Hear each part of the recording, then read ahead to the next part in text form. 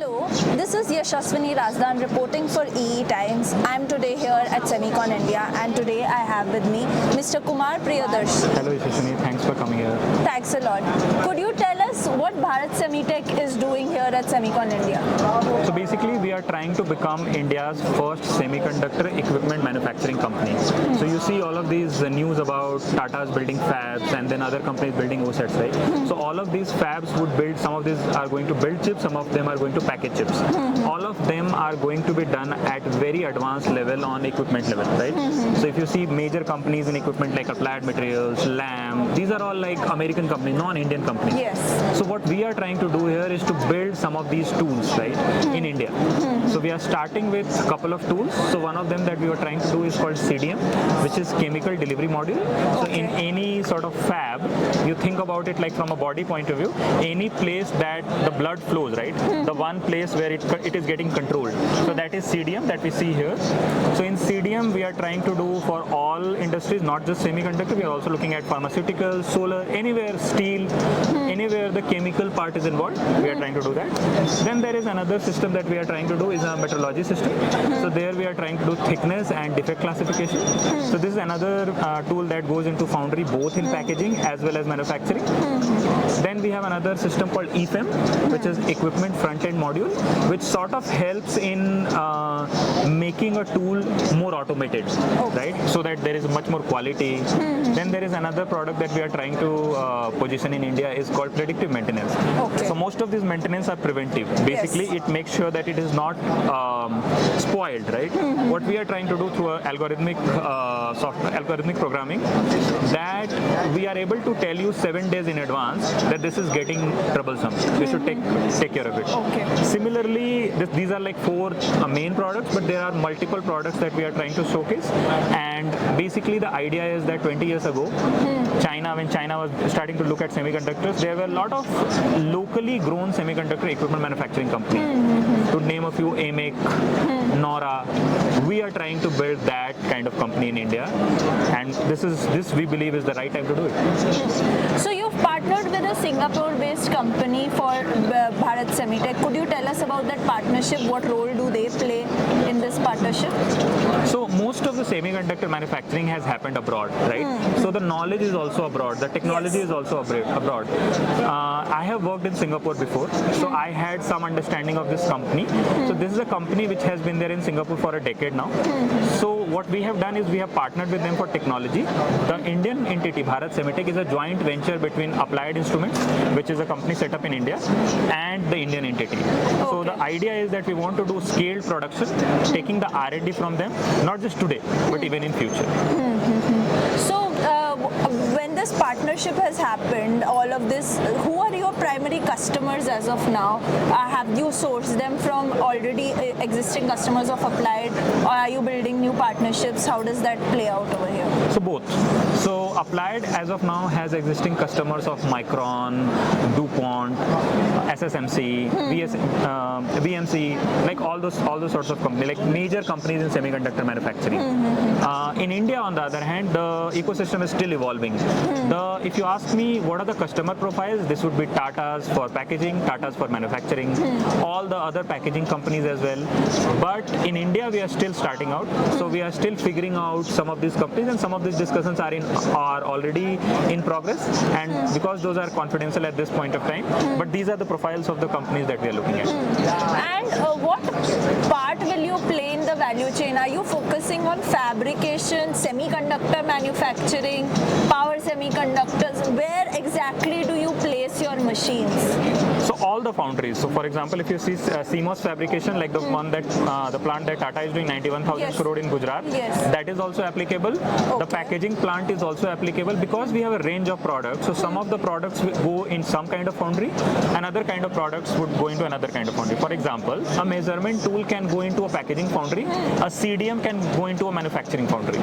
So the equipment by and large remains same, especially for our line of equipment, and this go into various kinds of foundries depending on the use case. So are you designing and manufacturing this equipment by yourself, or are you a distributor? What is happening over there? So most of the design is being done at Singapore level. Singapore. Manufacturing is being done at India. So we are basically manufacturer of this product. We are not distributor. Okay. So we will be the owner of this product once sort of we start to play in the Indian market. So the machines are being sold under Bharat Semitech logo, am I Yes, right? yes. Okay. And do you have plans to like white label or offload them, white label these machines for other prospective big equipment No. manufacturers? We want to build a very locally grown make in India. We don't want to copy white label. We want to make sure that when India, as our minister has said, I think a couple of days ago, that we'll be top 5 economy in like let's say 5 years time from now. We want to be the leading semiconductor equipment company, right? And that's like very locally grown, has nothing, no imprint of international suppliers. Got it. So what kind of customer personas do you speak to? Who do you target when you are wanting to grow your business here in India?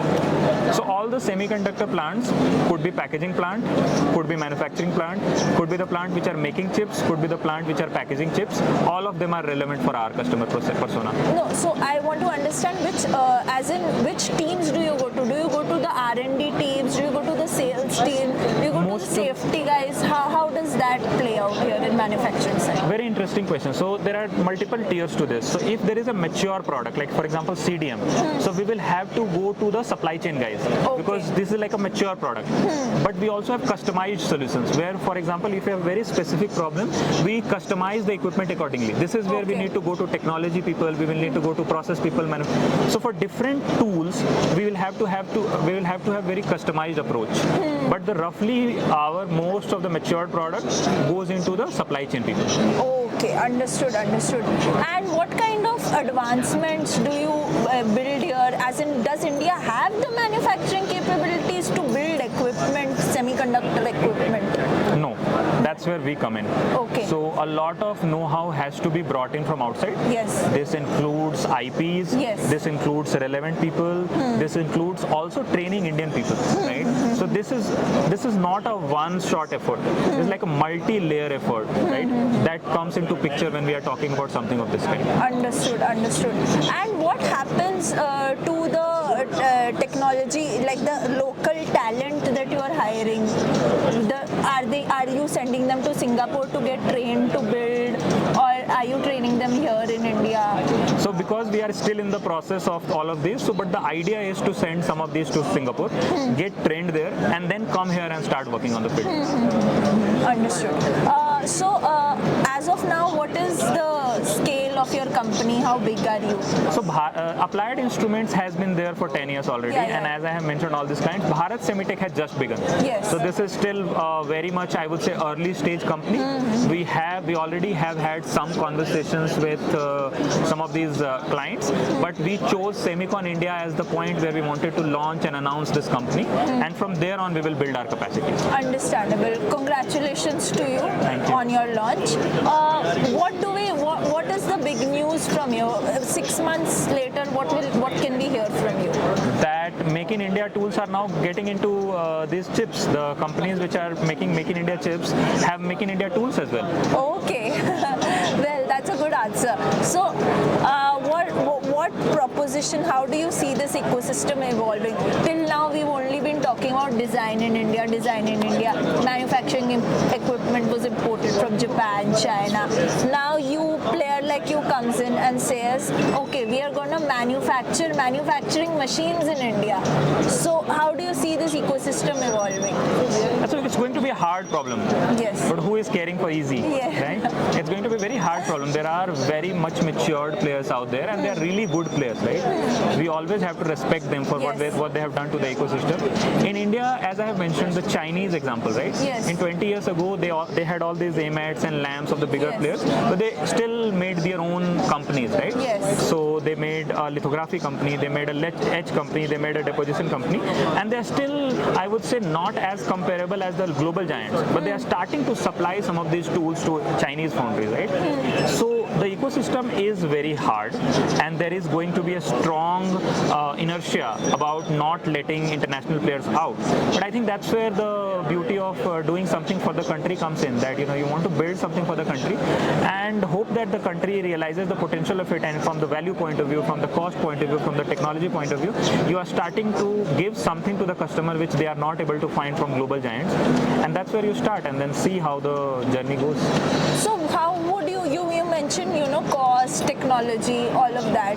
So what would you categorize as your USP to those, already established players? How would you, if you were to pitch yourself to a Tata or a Micron, how would you do that? So first of all is cost. So most of our tools, I would say, cost like half of what the global giants cost, right? So that's one. Second is that there is very much customized approach, because we are still a small company. We are looking at solving a problem from the customer's pain point of view, right? It's not like a very generic solution we want to give. Once a company becomes very, very large, right? The response time is maybe higher. Their solutions are relatively generic. Once a small company, they can do all these sorts of things, and that's where we are coming at, that we want to provide very customized solutions.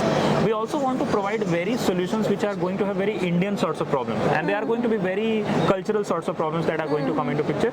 From the service point of view, from the product point of view, we want to solve all those problems which are going to be different or maybe harder for global giants to compete with us in.